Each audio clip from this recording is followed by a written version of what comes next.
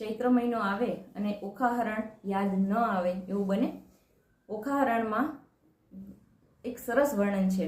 ઓખાહરણ જે 3 વખત વાંચે છે અથવા સાંભળે છે તેને કહેવાય છે કે તાવતરિયો એકાતરિયો નથી આવતો. તાવતરિયો એકાતરિયોમાં તાવ અને એકાતરિયો એટલે એક દિવસ છોડીને આવતો તાવ, જેને મેલેરિયા અથવા વિષમ જ્વર તરીકે આપણે ઓળખીએ છીએ, એ નથી આવતો. તો કેટલી શાસ્ત્રમાં ઊંડાણથી વાત કરેલી છે, કારણ કે ચૈત્ર મહિનો આવે છે અને લીમડામાં ઝીણા ઝીણા ફૂલ, જેને આપણે મોર કહીએ છીએ, એ ઉગવાની શરૂઆત થાય છે. ફક્ત આખા વર્ષમાં તાવથી બચવા માટેનો આ મહિનો છે. ઝીણા ફૂલ લાવી તેને સ્વરસ બનાવી અને તેની અંદર સંચર એટલા માટે કે તે વાતશામક છે.